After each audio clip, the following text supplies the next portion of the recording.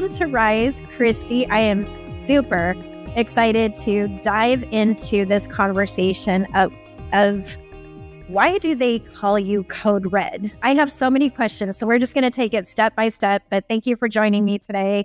And I'm just really excited to get to know you. So this program is right up my alley. I was just looking on the screen here of your logo and the different things that you do. And I love your audience. Your audience is exactly the kind of the people that I love to connect with. So this is such a perfect match. I love being here. Well, thank you. We're excited you made it.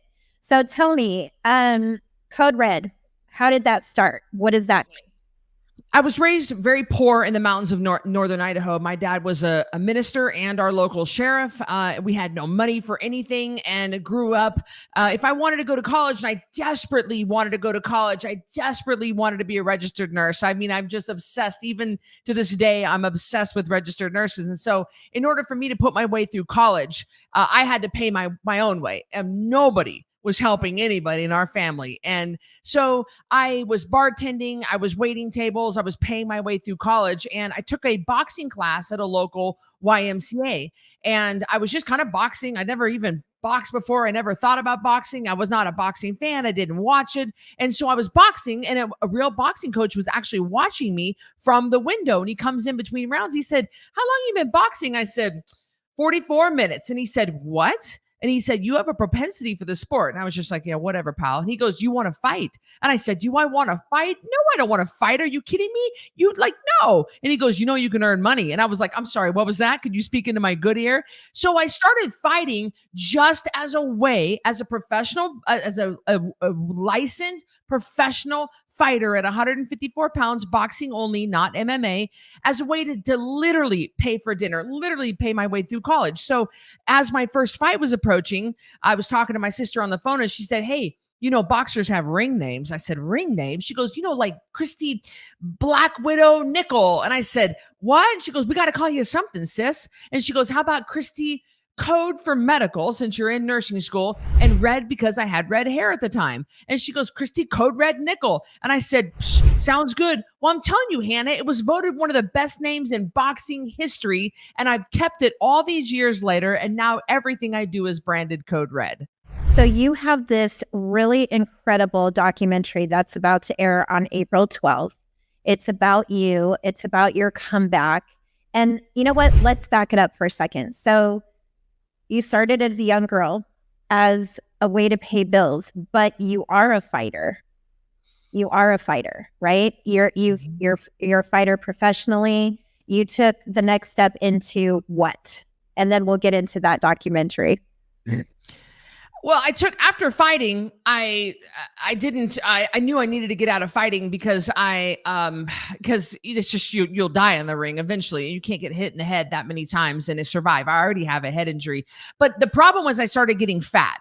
Even though I was a world-class, elite athlete, I started getting fat. And I was like, why am I fat? Because I learned in college, you got to eat less and move more. Well, I'm riding my road bike 300 miles a week. And I mean, I would blow out a knee if I moved more. Well, nobody talked to me about the bull crap I was shoving in my pie hole. So when I changed my diet and I lost the weight, that was what came next to me, is creating the Code Red lifestyle at my company. But then my company grew, and we were doing 10 million a year in revenue, and it was really great. I've been on big stages and everything was really great. But I really started letting myself go. In the summer of 2022, I just had enough of my own crap, my own bullcrap excuses, my own bullcrap letting myself off the hook. All these years, I've been a world-class athlete, and I had discipline, and I had boundaries, and I had rules, and I had structure in my life, and I just let it all go, and I just was like, It had less to do with how my body looked and more to do with how my discipline had just become so just like it was nothing. Like it was so frustrating. And so that's when I decided to make a comeback, because I stood here in the middle of my condo and I said, I've got everything a girl could want. But I'm just not happy with myself. I'm full of shame. I'm full of disappointment. I'm full of guilt. I don't like this. And I said, what can I do? Let me think of the hardest thing that I could do. And that's when I made this decision. I mean, it's a big decision. And, a lot of people, I'm sure, have asked you what I'm going to ask you, why now, right? And you shared why. the mental and emotional mindset that comes around, like you talk about that shame and that, all those different feelings, it kind of throws us off track. I mean, I feel like, I don't know if this is something that we go through, because you did share your age with me earlier pre-show, and we're not too far in age, but I feel like the more wiser we get, I don't like to say older, but I like to say wiser, we start to realize like, hey, you know what? These behaviors don't match what we're saying. It does, our actions have to match our words match our actions. So it's kind of like we feel like, oh, we're not doing what we're saying we're doing. We're teaching, but are we doing it ourselves? So how hard has it been for you to come back into this particular phase in life? Like, it's almost like you're starting over. Oh, 100%. And that's, I'm turning 48 in April next month. And I am, and that was my why now. My why now is, although it is not old, there are people that all kinds of, the women that I work with are menopausal women in their 50s and 60s. 93% of my clients are women. And they always say to me, they're saying, oh, 48 is not, 47, 46, that's not old. I'm not saying it's old. I'm saying that I don't have a ton of time left. I mean, plus this time is precious and I was wasting it. I was what we call, sorry, Jesus, I'm going to say it, pissing it away. I was pissing away my days. I wasn't making the most. I wasn't being the most of what I could be. And I wasn't really showing up for myself. I was wasting time by just letting life pass me by. And for what? And coming back at this age, much, much, much harder. The saying is the youth is wasted on the young. Man, do I agree with that. Youth is wasted on the young, because back when I was 20, 22 doing this, I mean, I didn't have the injuries. So I had a lot of things to work around, not only physically, my body had injuries and I just had to do things so much smarter. I had no wiggle room on my diet. I mean, I couldn't even think about even looking at a piece of whatever that was off plan, but I had other things to have to, I have a brand new puppy that I got, and I'm running this multi-million-dollar company, and I'm trying to be a daughter, and I'm trying to be a sister, and I've got family issues, and I've got, lots of employees and lots of moving parts behind the scenes. So there were so many obstacles to try to manage. I mean, at one point during the filming, during my transformation, the roof blew off of the shipping warehouse of my shipment. We ship about 100 to 200 pieces a day of a product that I have. And it blew off and I had to fly out there the next day. And here I am smack dab in the middle. There's always something, Hannah. And it's always something for your audience listening. You're like, well, I'm not a bodybuilder. Well, hold on a minute. You all have crap going on and you're all putting off stuff because you're like, well, my dad's in the hospital. My son got a DUI. Well, I'm getting a promotion at work. Blah, blah, blah, blah. It's always gonna be something. And you'll see in this film that I overcame thing after thing after thing after thing that was thrown my way, and I kept overcoming it. And you guys can too. That's what I want you guys to take away from this film. So let's talk about that for a second. So you have a documentary coming out, Code Red, Diaries of Madness, which the title, Diaries of Madness, that's exactly what I was thinking. Like, this is madness in the sense that you're starting over, and like everything that you just described is life. We all go through it. It's how we handle it. It's that persistence, that that grit, so to speak, and what you're doing. I mean, you've worked with some extraordinary people throughout your career.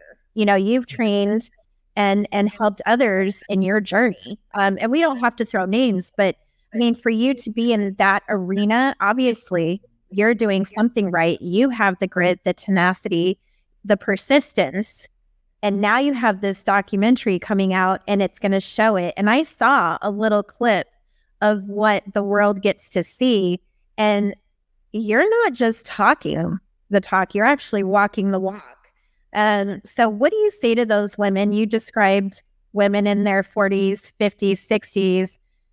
What do you say to them now? Like, how do we start over? Because so many of us want to, but we're afraid. What was one of your biggest fears?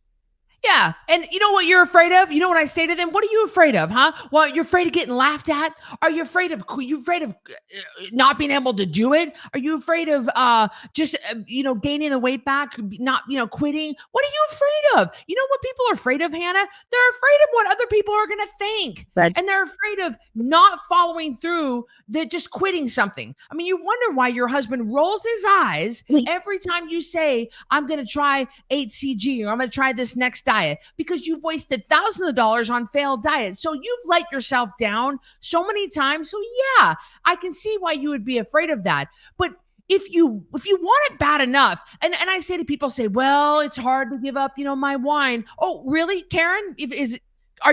When you're sick and tired of being fat enough, yes. you'll put the crap down, because it's either the free chips on the plane, or it's the seatbelt extender. You cannot have it both ways. So when you get sick enough of your own bull crap, and you get sick of wasting away your life and wasting the days and not having anything to show for it, then you will do it. I am the mommy martyr attitude. I don't like it, ladies. Don't even try to pull that crap on me. Oh, boo, boo, boo. No, ain't nobody got time for that. Nobody's impressed. Everybody's got crap. All right. How bad do you want this? Because when nobody's looking, you got to look at yourself in the mirror and you've got to say, I don't like what I see. So if it hurts bad enough, you will do something with it. If not, you'll keep doing the same stuff and your life will pass you by.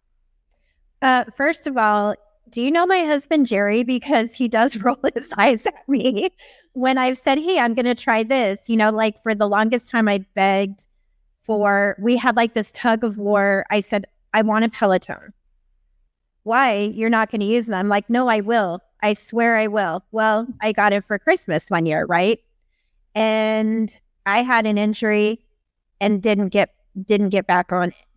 So the other day he says, I'm going to sell it. And I said, you will do no such thing. And he said, then use it.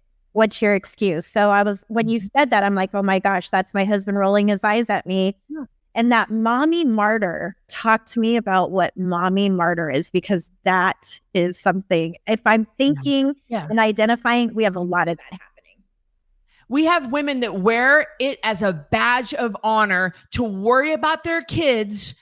Your 15-year-old, first of all, ladies, your 15-year-old don't need to be out at 1:00 in the morning. Stop that bull crap, ladies. You put down your foot with your household. You run this household like you run a military, okay? You put down your foot with these kids, but then you let your 15-year-old be out till 1, 2 o'clock in the morning, and then you stay up all night worrying. Oh, I'm worrying about my kids. And then you act like that's a badge of honor. That's a good sign of a good mom. And in the meantime, you're getting sicker and fatter, and you're causing yourself all these problems. You're on loads of medication. You don't have any confidence. You have no energy. You don't want to have intimacy with your husband. And so all these problems are happening, but you think it's okay because I'm worried about my kids. You're putting yourself last. You think it's okay because you think, well, putting myself first means putting everybody else last. No, it does not. Putting yourself first. I mean, imagine showing your kids how it is like to show up for yourself. You don't want your daughters and your sons growing up thinking it's okay to let you bioaccumulate so much unhealthy fat and unhealthy. You're becoming unhealthy, and you're going through the drive-through. You're ruining your health. Death is coming sooner for those of you who keep putting this crap off. And now you're in the hospital. Now you're on medications, and you think it's okay because you're what? Say it with me, ladies. Doing it for my kids or my grandkids. That's baloney. And that badge of honor ain't no badge of honor. It needs to stop, ladies. I couldn't agree more. What do you think in the sense of your journey? What do you think some of the hardest parts have been for you?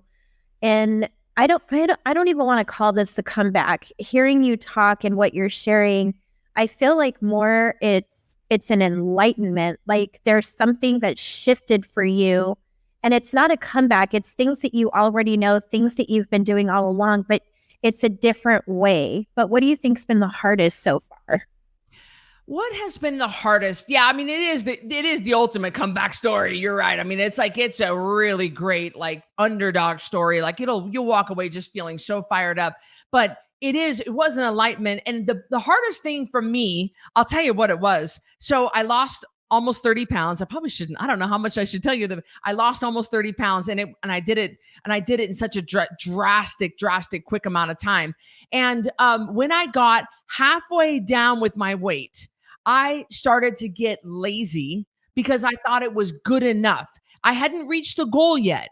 But I started to go, you know what? I'm fine. I'm fine the way I am. I look fine. And I was fine. Remember, your weight doesn't dictate how good of a person you are. It doesn't dictate your beauty. It is simply how much gravitational pull you have on the earth. And we want to be healthy. We want to be in a healthy weight for our bodies because our bodies are not meant to carry around more weight than it needs. It's not good for our back, our ankles, our knees, our hips, anything like that. But I would look in, I was halfway to my goal and I would look in the mirror and I would say, I really like myself. I really like the way I look and feel. I just want to stop now. And I battled with pushing through past because I was like, I'm good enough, like right here. So that was, you'll hear that in the film, this just low part that I reached where I was like, I don't want to keep going. I'm good enough the way I am. And of course, to accomplish the actual goal that you'll see in the film, I had to push much, much, much lower. So that's not something that a lot of my clients during their weight loss journey, they'll feel they won't be the goal, but they will be good enough, better than they were before, kind of like that. And they'll get stuck in the middle, like celebrating 40 pounds down, which is good. We should, but you still have 40 pounds to go and they'll stop. And so that was hard for me because I just wanted to stop. I was like, I like it. I'm good enough the way I am right now. That was a hard part for me. And then kind of the enlightenment part was just realizing it takes such a small amount of effort to maintain my health. And I wasn't even doing that. And people say, oh, I ain't got time. Bull crap. You've got time for whatever the heck you value. And I wasn't valuing myself enough to make time for it when I had let myself go. But then when I got back on track and I started taking care of myself, I realized it's not that hard. It doesn't take that much effort to drink my water, to go to bed on time, quit scrolling through TikTok, go to bed on time, get up on time, walk. It's walking, it's moving. It's not that hard. So people make it out to be much harder than it is. How in this whole process of the comeback, how long and how often have you been training?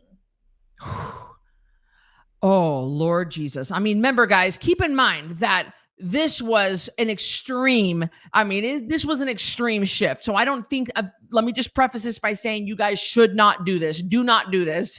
Do not do what I did. But in order for me to be stage ready and actually be able to get on stage in a bikini for a bikini bodybuilding competition, I was training 5 hours a day there towards the end, and it just became exhausting. It was like, for those girls to look that good, you have to feel really, really, really bad. And I don't suggest anybody doing it. So the minimum for my transformation was 2 hours a day. And then it just got to be 3 hours, 4 hours, 5 hours. And it was a lot of my days sucked up with training there towards the end. So to the woman who is watching and listening to you now, you're saying don't do it in that extreme. Right. What would you tell someone who really wants to accomplish what you have done? What would you tell them the first step would be? If they want to actually get on stage for a bodybuilding competition, okay, that's fine. If they're like, listen, it's always been in my heart. I love the girls with the big muscles. I want to have muscles like that. I want to have separation, striations. I want to have six-pack abs, all that stuff. Okay, well, it's going to take a little longer than what you think. It's going to be a little harder than what you think. Get ready to be hungry. Get ready to go through extreme dieting and all that kind of stuff. But there are so many other extreme great accomplishments that you can do. You can run a half marathon. You can run a 10K. How about climbing up Mount Whitney, which is the tallest peak in the lower 48? How about do rim to rim of the Grand Canyon? I've done those. There are so many other things that you can do a mud run. You can push your kid in a stroller. You can do a charity walk. There's so many things that people can do that really are hard, that are going to get you out of your comfort zone and help you accomplish something extreme, really, without having to go through a bodybuilding competition. Because one guy said to me, he said, what was harder, boxing or bodybuilding?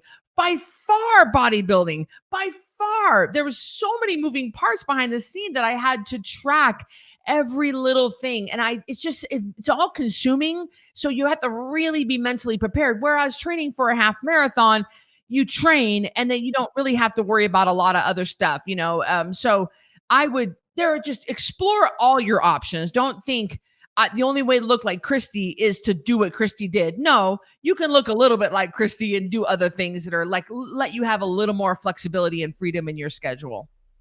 So you have been persistent the entire journey. And you talked about this time when you said, I like how I am right now. Some people consider that a plateau.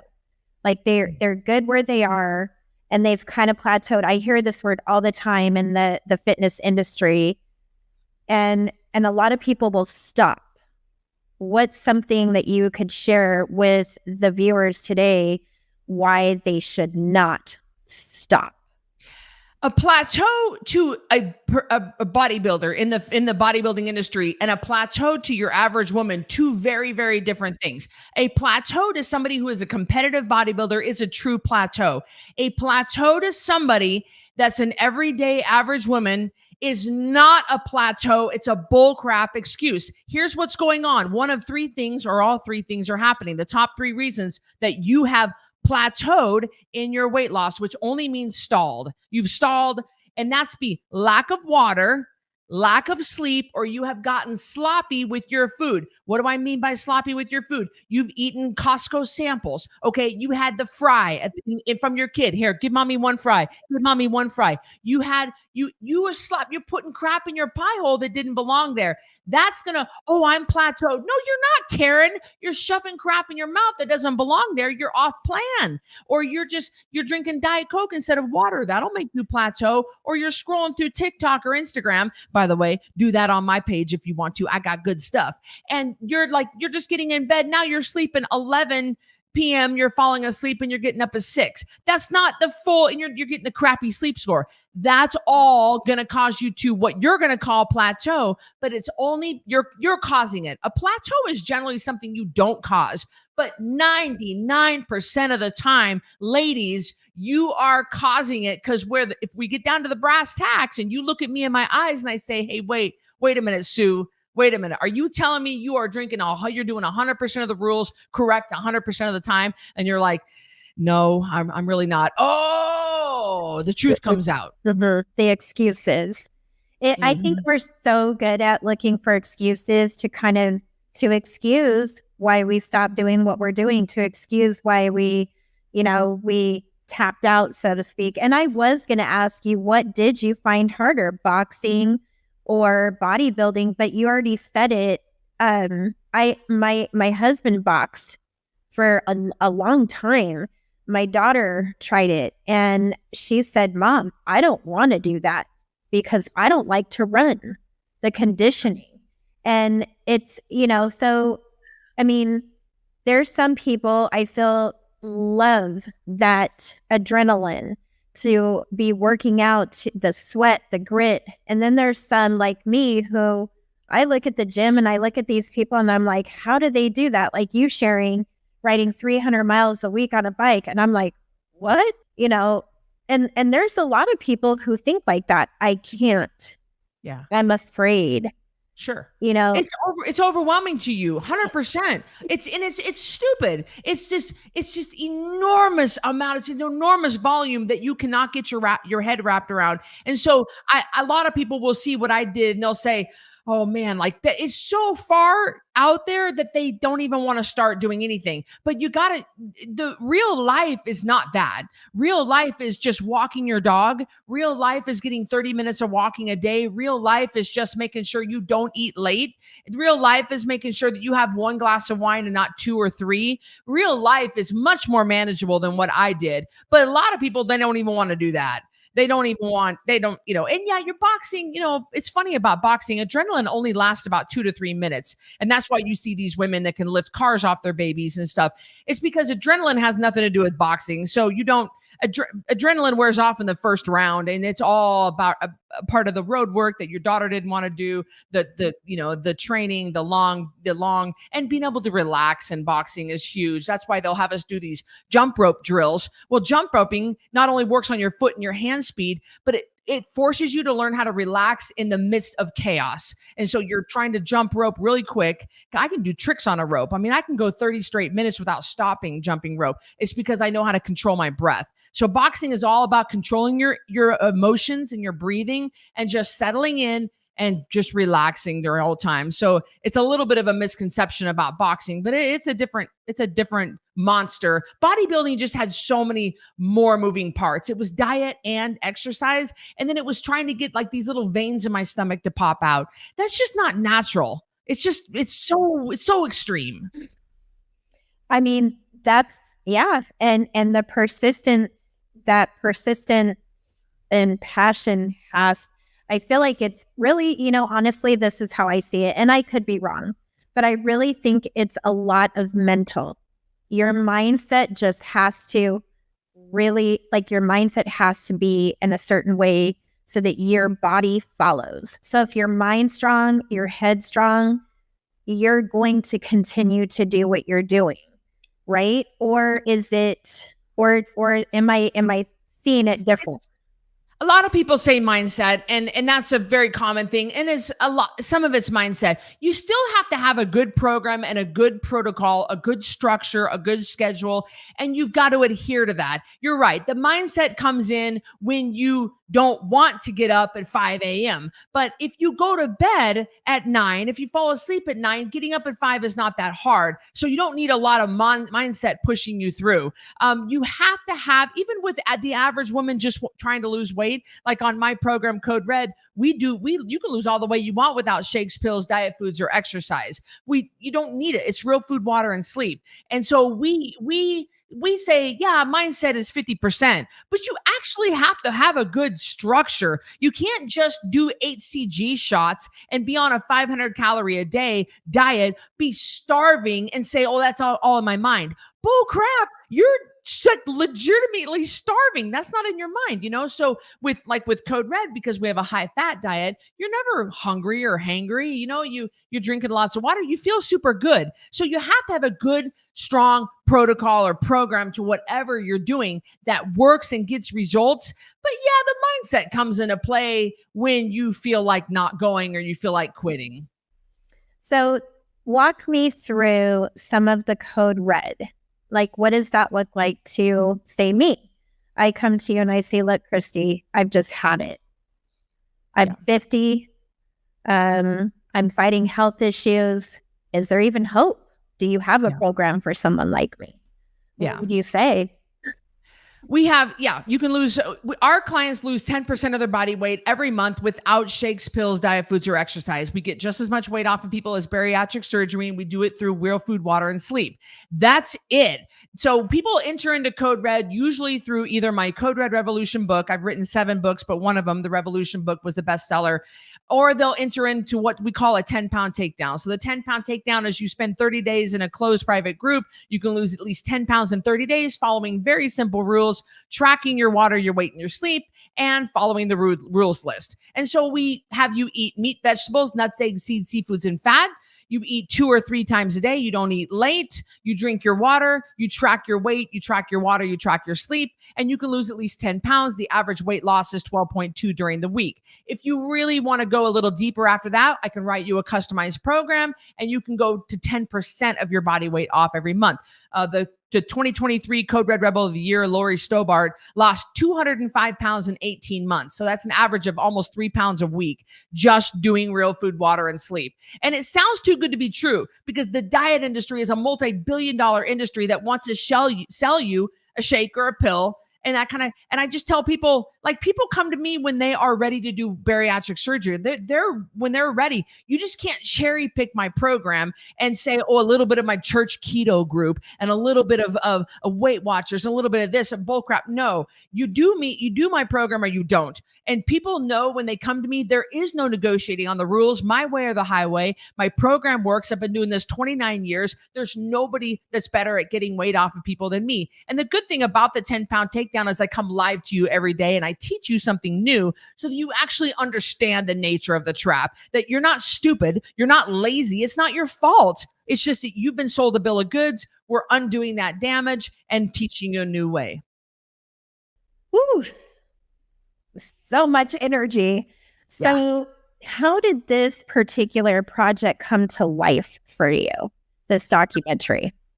I had let myself go up to the summer of 2022. I'd really just let myself go. And I just got so lazy and so complacent. It wasn't the kind of person that I am. I just did not adhere to my core foundational beliefs and what I really believe in. I let it all go. I had just gone through a divorce. I just was like, I didn't care. And I was just like, I felt like crap. I looked like crap. And mostly I was disappointed in myself. So I said, you know what? I'm going to do something hard. I called up a buddy of mine. His name is Chris Gethin. He's a world-renowned bodybuilder and a trainer, and he lives right down the road from me. And he said, I said, hey, buddy, I said, I want to do something hard, something big. He said, what do you got? Yeah, what do you have in mind? Everybody wants me to return to boxing, but no way, Jose.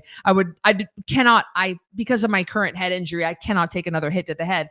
And so I said, the hardest thing I can think of would be getting back on stage and competing at my age at such a low starting point. And he said, well, hold on. If you're going to do that, I'm going to call up Generation Iron, which is a company that produces films for bodybuilding. And I'm going to see if they want to film it. And I was like, I thought, and I've done documentaries. I've been on MTV. I've done lots of things. And so I just kind of like, I was going to do it one way or the other. Well, they called me up about 2 hours later and said, Cristy, we know about you. You're dynamic and engaging and funny. And we've never featured a female before. We would like to film you. And we started the next week filming, and we filmed from start to end. And I had cameras around me, Hanna. People think that is so cool to have cameras. No, it's cool for like 20 minutes and then you get sick of it real quick.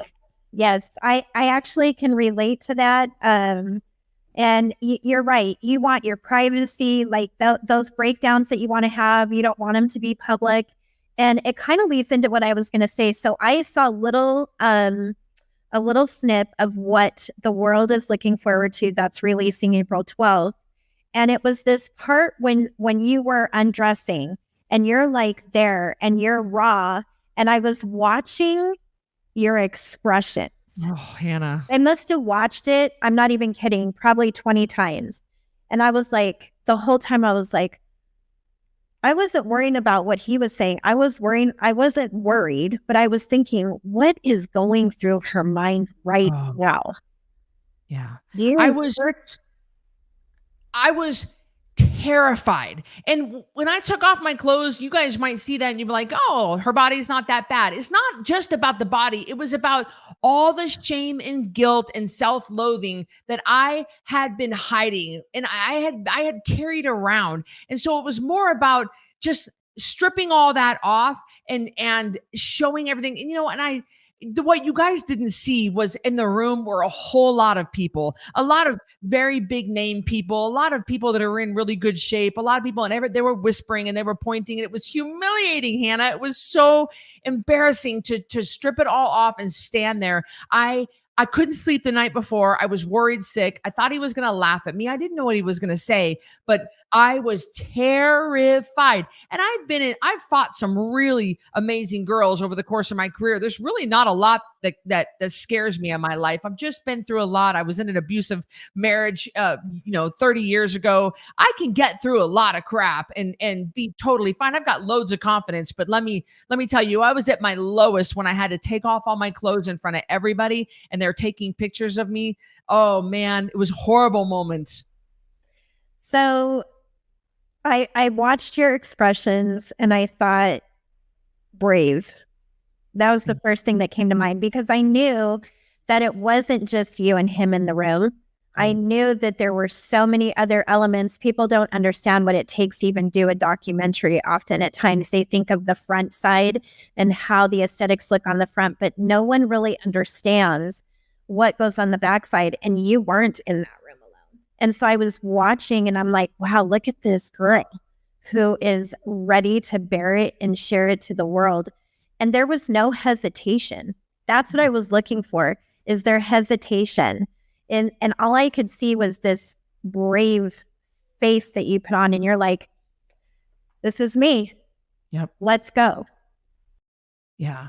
Yeah. And thank you. That means a lot that you noticed that, because that's what I had to do. I had to You have to start somewhere. All of you guys do listening, and you've got to go into your bathroom and your bedroom and your closet mirror, and you've got to come face to face with what you've become. And you don't need to have a bunch of cameras. You don't need to have people. You don't need to have people laughing at you. I mean, everybody's got their turning point, but you have to have a starting point. And maybe you are so low, you are reaching up to touch the bottom, that you're that low. You're lower than low. You're so low. And that's how low I was. And I get it. But you have to start somewhere. You can't keep hiding.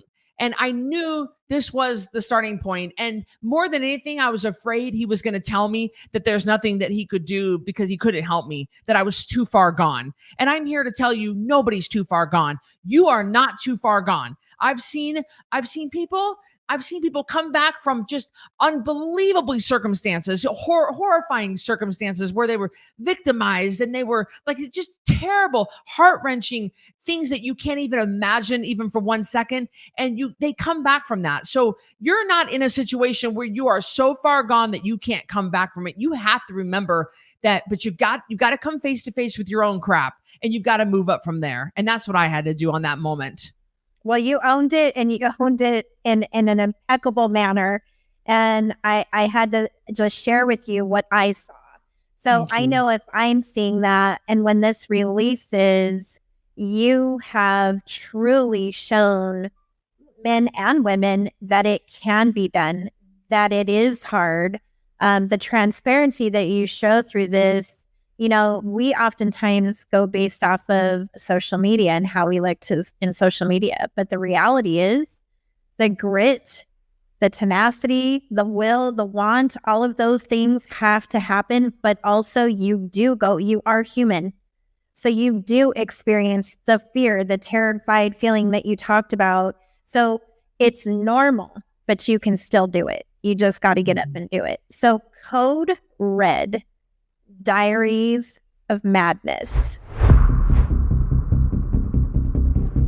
I'm so tired of this. What have I gotten myself into? She is a retired professional boxer. I knew nothing about boxing. I started fighting just as a way to pay my way through college. I started winning every fight, knockout, knockout, knockout. You don't become one of the top 3 most dangerous females on the planet by not busting your ass. She's at a very low starting point. I said to myself, I'm going to compete in a Miss Fitness USA competition. They started laughing at me. I have settled for being mediocre. So I decided to get back on stage. Nothing can prepare you for having to take off all your clothes and let it all hang out. This is what I normally look like. You cannot biohack your way out of the Carl's Jr. drive-thru. Look at his ass. I can't get going. I can barely keep my eyes open. I'm so tired. My body hasn't changed very much. The doctor suggested that I quit immediately. I'm not stopping. When you feel like you've got nothing left, you still have 30% in the tank. Are you telling me you're gonna leave like this bullcrap? Death is coming sooner to you. I'm back to going hard every day, every day, every day. That is how champions are made. Why did I agree to do this? I'm scared.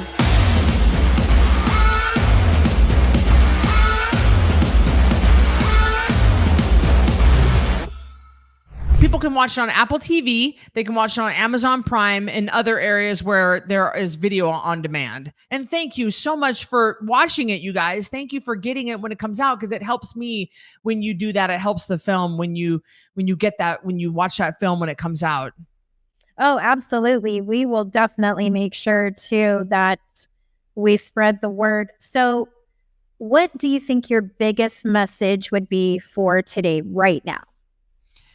Right. You mean from the takeaway of the film, or just my general message? It's your general message. General message. I have a heart for ladies. I mean, everybody knows that. I mean, I have a heart for ladies, but of course anybody can use this. My general message would be to do something with yourself. Stop letting your life just pass you by and you're wasting your time, because every single one of you all have something down deep in here. You have something that the world needs to hear, and you are not living your true authentic self. You're doing what you think other people want you to do. And no matter what, Hanna, I have done with my hair in the past, people have made fun of me. No matter what my makeup is, people make fun of me and make fun of my hair, my makeup, my shoes, my clothes. They're always going to say crap, and they're always going to say crap about you. So it doesn't matter if you change, they're going to say crap about that too. So are you showing up and living your true authentic self? Most of you aren't. And I'm telling you right now, you would say, well, I would die for my kids. I'd die for my kids. You ain't even living for your kids, and you're not living for yourself. Or are you? Ask yourself that question. Ooh, yeah. Now, see, when you're asking, are you living? Are you? That's, I wonder. Oftentimes when women are, especially women, like you said, you have a love for women. Mm-hmm. And women, do we live for us, or are we living for what we think we should be living for? Like, when do we put us first? Mm-hmm. So many nuggets that you dropped today. And one of my last questions to you, you have trained and helped some of the biggest names in film industry. And do they experience some of the things, and we don't have to say the who, what, when, but as you're talking to me, are these the types of talks that you've had to share with them to say, hey, at the end of the day, this is on you? You know, is there a difference? Do they talk back and tell you, hey, no, I can't. I can't. And then are you code-writing them saying, yes, you can? The one thing that you'll notice about me is I am the same Cristy Code Red, whether you see me right now or in a Walmart parking lot or in a church sanctuary or at anywhere out at dinner with some friends. I am the same. I talk the same. I act the same. It is the exact same. And I've trained, and I have permission to use their name. I trained Katie Couric for a long time. I trained Hilary Swank, the singer Pink. I trained Chris Noth. Lots of Claire Danes, lots of really great actors in the industry. And I am here to tell you guys, which is what has helped me with my confidence so much.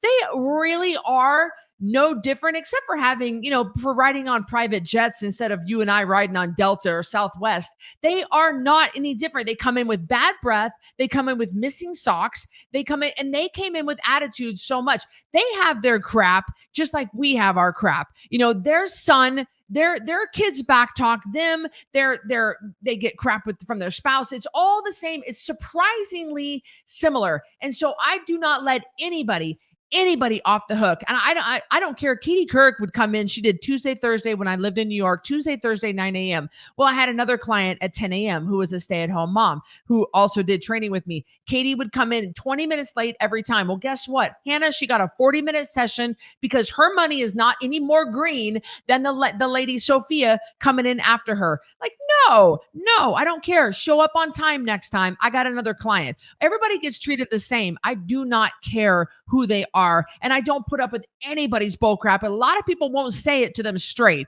You say it respectfully, you say it with love, but you got to have the tough love.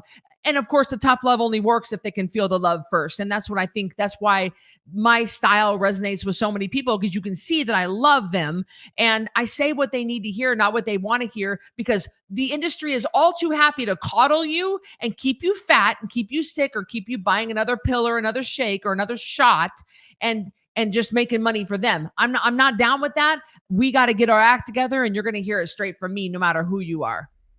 I love it. Integrity and accountability. Boom. Yes. Boom, boom. So how can we, and anyone who's watching and listening, support your comeback and support this documentary and just overall support you?